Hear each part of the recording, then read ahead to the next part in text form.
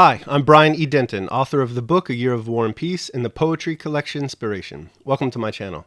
This video is part of a series I'm doing on Dante's Divine Comedy, wherein I'm reading through the entire Divine Comedy, all three books, Inferno, Purgatorio, and Paradiso, at a rate of 3 cantos or chapters per week. This is my independent contribution to Baylor University's 100 Days of Dante Project. If you haven't heard of the 100 Days of Dante Project, please click through on the link I provide down in the show notes. Fantastic resource. You'll get access to scholarly thoughts on the Divine Comedy, much more insightful and better than mine, although you should still stick with me. Which brings me to my next point. I'm trying to build this YouTube channel, and in an effort to do that, I'm setting a goal for each month. The goal for November is to get up to 250 subscribers by the end of the month. I think we're at 207 right now at the time of this recording, so it's totally possible, especially with your help, and I thank you in advance for that. Now, quick note about the organization of these videos. You're going to find a few different parts. You're going to have this introduction, which will be followed by a section dedicated to the synopsis of the canto, wherein I just cover the basic action and the basic plot. I'll follow that with the characters and themes section, where I will get into the characters and the themes. And after that, I'll have a takeaway section. And this is the part of the video where I offer my own personal thoughts on the canto, and I try to see how we can use the canto to live better lives ourselves. After that, I'll wrap things up with an outro. Then we'll just go wherever the YouTube algorithm takes us. So with that, let's jump right into it. Today we're going to be discussing Dante's Inferno, Canto 24.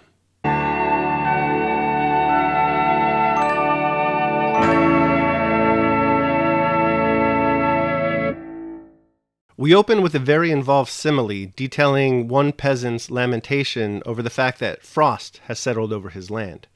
This is obviously going to make the work of the day very difficult for the peasant, and so he complains about it. Then he goes inside, he gets ready for his day, and when he comes outside again, he notices that the sun has risen and melted the frost, and now he feels a whole lot better.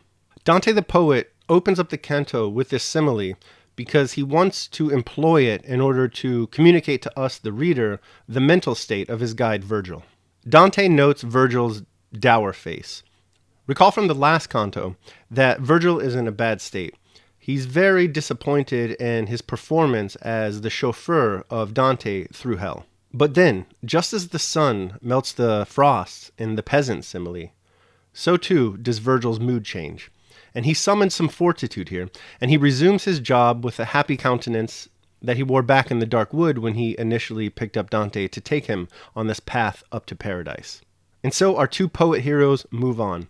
Virgil pulls Dante up out of the steep incline of the ditch, and he also counsels which footholds to take as he makes his way up the side of the ditch. For Dante, this is an extremely difficult climb. He's running out of breath, he's exhausted, he feels as if he can barely make it. In fact, he reflects that the reason why the sinners in this ditch don't ever get out is because they're weighed down by the robes that they had on, which, if you recall from the previous video, were very, very heavy. The ditch wall, Dante says, would simply crumble under all that weight.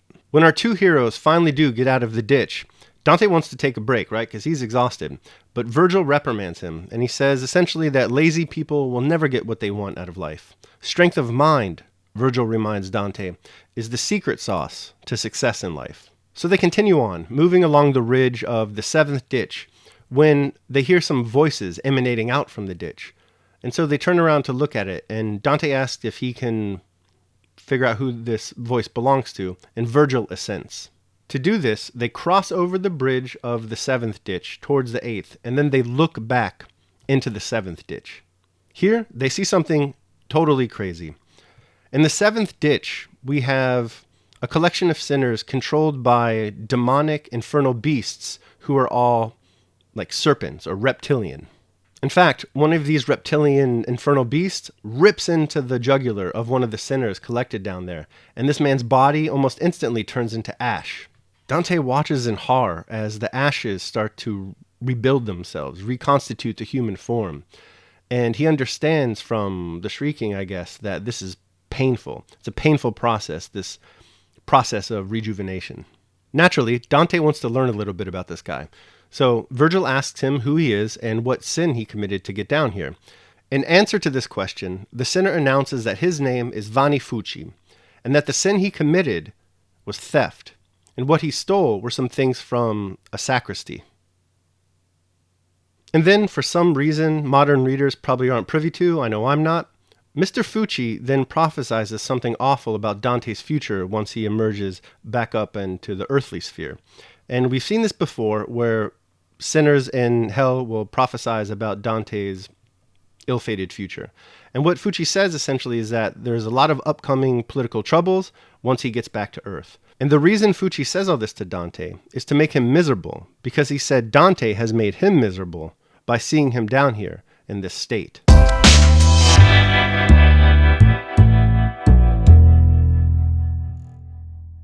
This canto is so rich. It's truly one of the better ones. So we could spend literally hours just talking about this specific canto. But since we're limited by time, what I'd like to do is focus in on just two aspects of the canto. First, I'd like to discuss the escape from the sixth ditch, and then I'd like to discuss the sinner that our two poet heroes meet when they appear down into the seventh ditch. Recall that in the previous canto, Virgil and Dante had to jump down into the sixth ditch of Maubeuge, and there's two reasons why they had to do this. First, they had to. The bridge is gone. Christ's crucifixion has caused an earthquake resounding throughout the entire world, or multiple worlds, because we're in hell, we're not in the earthly plane. But it has caused this earthquake, and the bridge has collapsed. Now, secondly, they also had to do it because they were escaping the Malebranche, who were after them and very angry and wanting to kill them. So for protection, they jumped down into the sixth ditch. This is important to think about, the ease with which they fell into the sixth ditch. It took no planning, and it was really no problem. It was just as simple as jumping in. No resistance whatsoever. Just straight down there. Contrast this with how difficult it is for Dante to get up out of the ditch. He reports that he's constantly running out of breath, and he wants to give up because it's just so incredibly difficult. I mean, this guy, he's struggling more than the Mets during the mid-season stretch. So we have it that the ditch of hypocrisy is very easy to fall into, but very difficult to get out of. This is Dante saying something about how incredibly hard it is for humanity to avoid the sin and struggle with it. While reading the poem this time, I started to think about why Dante believes this to be true and whether or not it is true. And I actually think that he's onto something here, because there's often this great disconnect between what we want other people to think of us and how we actually are in our true selves. Here's what I mean by that. One of the foundational metaphysics of the Christian faith is that mankind is a fallen creature. We're broken, rotten, and prone to all manner of sinful behavior. This is precisely why Jesus Christ, according to the Christians, came down to earth. For us and for our salvation, he came down from heaven. He was made incarnate by the Holy Spirit and the Virgin Mary, and he was made human. So we're all sinful creatures in need of this incarnation. But on the other hand, despite this inherently wicked nature of ours, we also have this constitutive impulse to have other people think well of us. It's like that great enlightened Scottish philosopher once wrote, "Man naturally desires not only to be loved, but to be lovely, or to be that thing which is the natural and proper object of love. He naturally dreads not only to be hated, but to be hateful, or to be that thing which is the natural and proper object of hatred." By the way, if you only have the opportunity to read one Adam Smith work, please make it The Theory of Moral Sentiments and not The Wealth of Nations.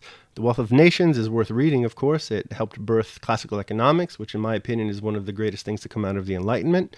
But with that said, I think The Moral Sentiments is Adam Smith's greatest work. There's not too many who agree with me. Shout out to Russ Roberts, though, who does.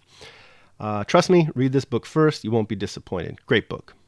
That aside, I think that both Adam Smith and millennia of Christian tradition are both true.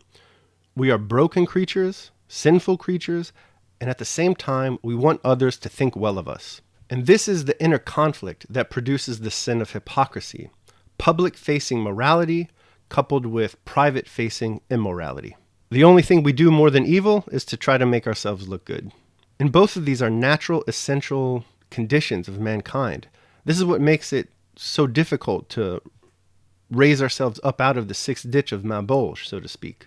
In fact, this might very well be why Dante the poet has Virgil and Dante the pilgrim descend down into the sixth ditch of Maubeuge, the ditch of hypocrisy. Remember, the other ones, they didn't go down into it. They passed over it on the narrow stone bridge, but the bridge has collapsed, so they have to go down into this one. So maybe what Dante the poet is saying is that everyone of all the sins struggles with hypocrisy the most. The tension between our broken nature and our desire to look good proves overwhelming for almost all of us, if not all of us. So how do we get out of the sixth ditch? Well, let's look to Dante as an example. What did he do? Number one, persistence. He doesn't give up. It's like Seneca says, persistence surmounts every obstacle, and nothing is really impossible, which the mind enjoins itself to achieve. I would also add to this that one should do all one can to avoid falling into the sin of hypocrisy in the first place. And if you've already fallen into the sin of hypocrisy, immediately start trying to claw your way up out of it. Don't allow yourself to get any deeper, because when you relax your attention for a while, do not fancy that you will recover it whenever you please. But remember this, that because of your fault today, your affairs must necessarily be in a worse condition on future occasions. To paraphrase a more obscure set of philosophers, the New York City hardcore punk rock band Gorilla Biscuits, start today. And number two, the second thing that Dante uses to help raise himself out of the sixth ditch of Mabolge, and I guess this should have been the first one, he uses Jesus Christ. Indeed, pay attention to what Dante uses to lift himself up out of the ditch. He uses the ruins of the bridge that collapsed when Christ was crucified. So this action of Christ is actually helping him get up out of the ditch. These helpful climbing stones are only there because of Christ's sacrifice, his death and resurrection. It's like the Book of Common Prayer says in the morning prayer, suffrage A, "Let thy way be known upon earth, thy saving health among all nations." Christ's saving presence is there even in hell. Of course, it is the case under this analysis, my own, no one else's, that it was actually Christ's crucifixion which caused the stone bridge to break down in the first place, so it might have made things more difficult for Dante. All I can say to that is that I suppose what is meant here is that when it appears that all is lost, that even God has abandoned you, there's still help there. Anyway, so now that they've got out of the ditch, what happens? Well, Dante wants to immediately take a break because, again, he's completely exhausted. Virgil doesn't let him, though. Dante writes, "Now you must cut off sloth," my master said. "Sitting on feather cushions or stretched out under comforters, no one comes to fame." It's easy to interpret this stanza as Virgil saying that if you want earthly fame, you're going to have to work hard for it.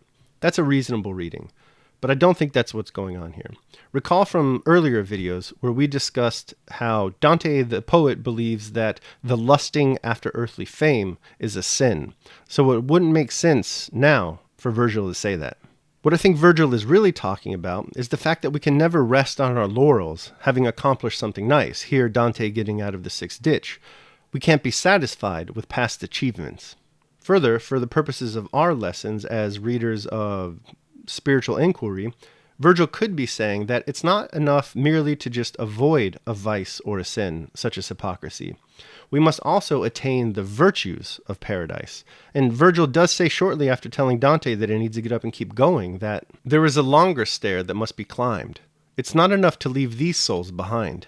If you take my meaning, let it be of use. His meaning is that they still have to get through purgatory and up to paradise.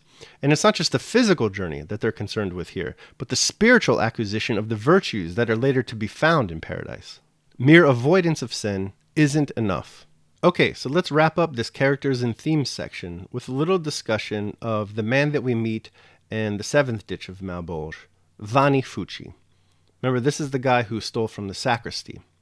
And really, this is one of the most depressing and sad characters in the entire poem.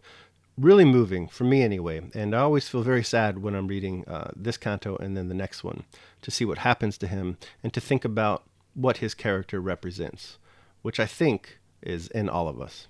Fucci's tragedy is that he knows he's a bad guy, but he also knows that he wants to be good, but he just can't do it. He's possessed by this compulsive instinct to do bad. We see this in the poem and the canto. First, he's got this self-hatred. He refers to himself as a beast. This isn't other people calling him a beast. He's calling himself a beast. It's just awful, the way that he must feel. Imagine going through your life hating yourself like that. And in Longfellow's commentary, we learn a little bit more about this guy. So this is getting extra textual, but I think it informs the reading here. Longfellow says that supposedly this guy Fucci in real life was very conflicted. So Longfellow shares actually a sonnet of Fucci's, which is just brimming with despair and self-reproach. I'm going to read it for you in its entirety. "Shine not for me henceforth, moon or sun, nor let the earth bring forth its fruit for me. Let air and fire and water hostile be forevermore. And me let fortune shun. Let every star and planet, one by one, blast me, and brutify each sense. For see, ruined I cannot be more utterly, nor suffer greater pain than I have done. Now will I live even as a savage wight, barefoot, naked, dwelling in desert place. And he who will may do me wrong in spite. I cannot suffer any worse disgrace. April or May can bring me no delight, nor anything my sense of shame efface. Since I have lost the good I might have still, through little wit, and not of my own will. Not the best poetry, but, it's in translation, number one. And number two, really the point is that this is a man who is clearly struggling with himself and unable to overcome the sinful creature within, despite clearly wanting to. This very dynamic is represented in the punishment that Fucci endures in hell. The infernal beast of theft is this killer serpent who lashes out at Fucci and attacks his jugular and destroys him. So essentially, his sin is destroying him. And he grows back once again, just like a phoenix. He assumes a human form again. And I think it's safe to presume here that this cycle is one continuous cycle wherein the infernal beast will strike him down, he'll turn into ashes, the ashes will reconstitute a human body. And I think that's the case because that's what happens with the phoenix in the story. And I think that the story that Dante tells supports my theory that Fucci is a man who wants to do good, but just can't. So his goodness is represented during the time he spends in hell in human form. And then his sinful nature is, of course, when the infernal beast strikes him dead. Perhaps also Dante has it that the infernal beast strikes at his head to indicate that Fucci's problems are psychological. We'll see in the next canto, after all, that Dante does have infernal beasts attacking sinners at specific parts of the body in order to illustrate a larger point that Dante is trying to communicate. And Fucci's yearning to do good, but his inability to do so, really reminds me of Robert De Niro's Frank Sheeran character from the Martin Scorsese picture, The Irishman. In that film, Sheeran also wants to do good, but his inner nature precludes him from ever doing good. Throughout the film, there is this recurring motif of Frank Sheeran deliberately looking at open doors. I think that this is a visual metaphor for John chapter 10, verse 9, where Jesus says, "I am the door. If anyone enters through me, he will be saved and will go out and find pasture." And there's also Psalm 24, where the psalmist writes, "Lift up your heads, O ye gates, and be ye lift up, ye everlasting doors, and the King of glory shall come in." So, like I said, throughout the entire film, Scorsese deliberately has the character Sheeran looking towards open doors. This happens on multiple occasions. This is an intentioned choice. Then, in the climactic scene, after Sheeran murders his best friend, he stops with that act and turns around to look at what? An open door. Then, in that absolutely devastating final scene, a scene that always brings tears to my eyes, not afraid to admit it, Sheeran asks the nursing home priest to please leave his bedroom door open. Sheeran, just like Fucci, lives with this struggle of wanting to do good, but being for whatever reason unable to do good. And I guess their story is related to the aforementioned struggle within ourselves between our desire to be thought of as good and our wicked original sin. Sheeran's door is Dante's bridge ruins. So walk through the door, people, or climb up the bridge ruins. Take heed of the story of Frank and Fucci. Anyway, I've taken this discussion way off the road of Malbolge and into discussion of Scorsese films, and I better stop before it becomes too long. But before we conclude this section, what I'd first like to do is share a passage from Boethius that I think is apropos in relation to fictional characters such as Frank Sheeran and Vanni Fucci, and also to people in real life who behave poorly or ugly. And this passage teaches us that we shouldn't hate these people. In fact, on the contrary, we should sympathize with them and approach them with cautious, brotherly love. Only the most foolish would hate the good, and to hate the bad is unreasonable. For a vicious propensity is, as it were, a disease of the soul, like bodily sickness, even as we account the sick in body by no means deserving of hate, but rather of pity. So, and much more, should they be pity whose minds are assailed by wickedness, which is more frightful than any sickness.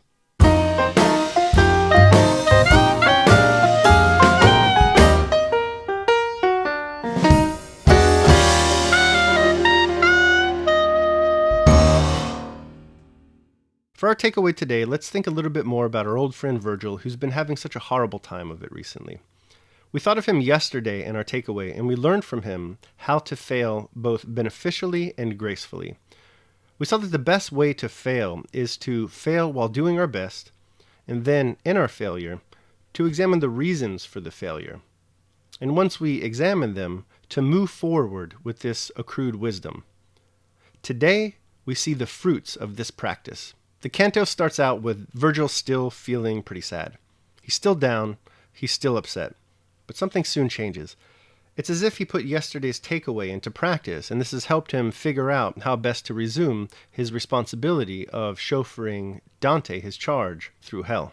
Right away he sets to work, and it's important to note two things. Number one, he doesn't become permanently despondent. And number two, he doesn't engage in that odious practice of positive thinking. No, he doesn't do either of that. Rather, he engages honestly with his failure. And then he brightens up, and he helps Dante up out of the ditch. And brightening up is precisely the way that we want to think about it, because clearly this is the way that Dante the poet thinks about it. That's why he uses that extended metaphor of the peasant to open up the canto. Here, just to review the simile very quick, the peasant hates to see that the frost has settled upon his land. It's going to make the work very hard and very grueling. But then, when he sees that the frost has melted, he rejoices. Now, I do not want to say that there will always be a happy ending, because clearly that's not the case. What I do want to say, however, is that often in life, things aren't as truly bad as they at first seem to be.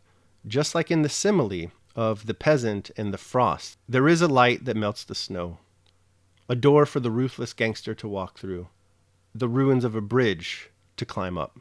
If you'll allow me to continue with the winter imagery that Dante gets us started off with today, I'll leave you with a little bit of wisdom from a man who's so well adjusted that he cut off his own ear.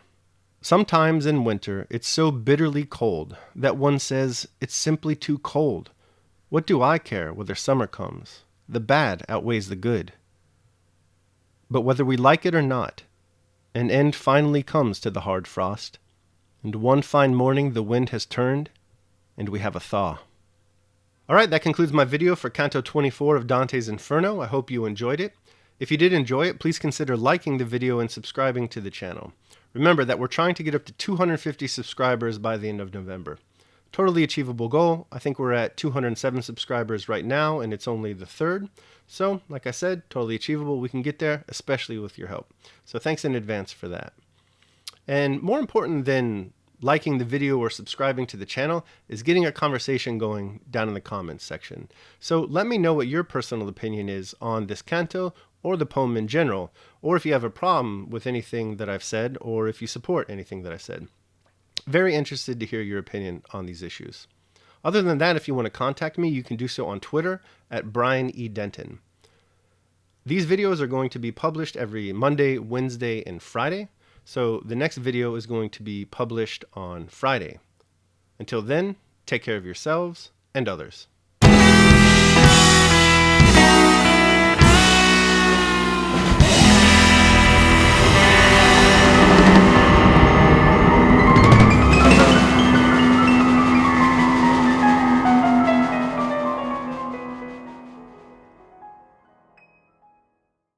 In an answer to this question, the man says that his name is Vanni Fucci.